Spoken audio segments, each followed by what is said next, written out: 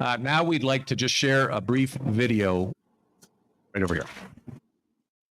Over the past several months, the Select Committee on the Chinese Communist Party undertook a thorough investigation of the supply chains of two leading Chinese electric vehicle battery producers, Gotion High-Tech and Cattle. What we uncovered is deeply disturbing. Through a complex web of suppliers and corporate ties, Gotion and Cattle are deeply linked to the most troubling Chinese organizations involved in the enslavement of Uyghur Muslims in Xinjiang.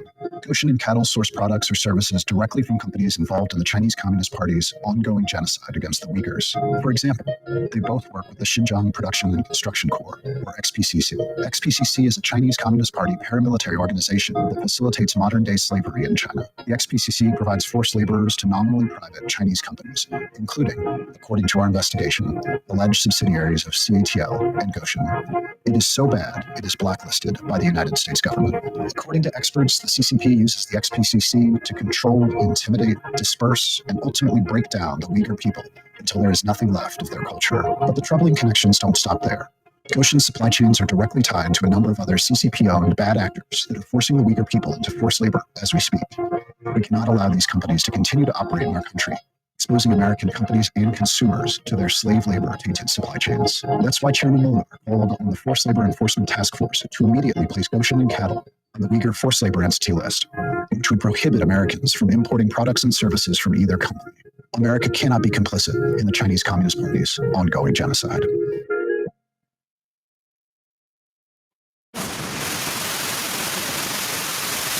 Well, we are very fortunate to have some wonderful panelists today, and I want to begin with our first panelist to make a opening statement, and then we may have some questions for him. But and he probably needs no introduction here, but Township Supervisor Jason Kruse.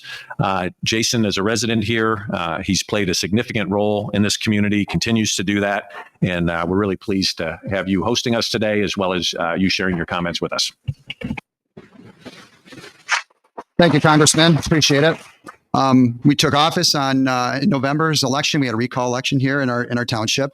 The people spoke. It was an overwhelming turnout in an off-year election, and they replaced the board. I happened to become the supervisor, and we replaced all the trustees along with the office. And when we took office, we weren't exactly sure what we would get into. It developed well for us in some areas. In some areas, it was much more challenging. So just a little background to that. We had to basically purge our IT department because we were held hostage by our IT department. We weren't able to access our books. We ended up going a different route with our IT, and we've now gained control of our books and our records in both the Treasury Department and the Clerk's Department. So there's been a challenging go through with that. It's taken us the last 8 months at this point in time. We had to change all of our phone systems along with the IT. We've been working with this entity to get them out of our basement at this point in time. Found out they were broadcasting internet. We were more interested in getting them out so they can continue to work and work in the community. But we have a fight there. So obviously, after taking office, I sat down with Representative Chuck Thalen of Gotion. We had a great candid conversation about things, talked about hunting, fishing, that sort of thing. And then the very next day, Gotion served us with a lawsuit. So as the lawsuit progressed, the township board decided to bring on another attorney firm. We're now working with about 2, 3, 4 attorney firms. And the reason why we're doing that is to get a good idea of how to handle a court case like this. We're a small entity here in a township, and not a lot of us have been exposed to this big game before. And so luckily we have excellent counsel through all this, and they've helped us navigate our federal court case. We at this time, where we stand in our federal court case is the judge issued a opinion on the case, and also put a temporary injunction on the township. Now, let me be very clear. The court case is a contractual dispute on our development agreement that was signed before we took office with the old board. Okay, it's a contractual dispute. So what we did is we came back to the judge and we asked her to reconsider her opinion and maybe reconsider the fact that she's throwing an injunction. We asked that also with clarification. So how it's played out is that's submitted to the judge, and the judge gives Gotion a few weeks to respond. That date is come and gone. It was July 14th, and we are now waiting to hear from the federal court exactly where we stand on that reconsideration. As far as the development goes with the court, that's just where we're at now. Goshen seems to think that they have a legitimate development agreement, and the board considers otherwise. We look at it, the fact that the development agreement was not executed appropriately by the old board, and therefore we are not bound to that development agreement.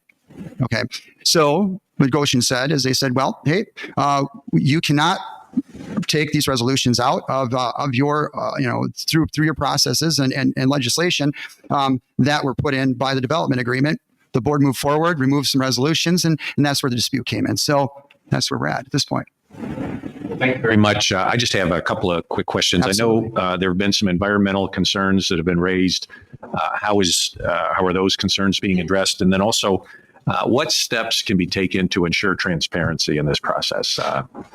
Great question. So at this point in time, Eagle, Michigan, from what I understand, has never received any information from Goshen to continue their application process for permitting. Okay, so Eagle at this point in time, as well as I'm aware of, doesn't have anything. So that's how we're looking to see what Eagle does as far as how we're going to handle the environment.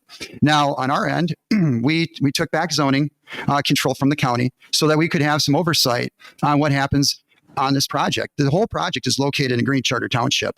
And so we wanted to have our residents have a say. So that oversight can come in the form of a special use permit, which would happen on a large project like this.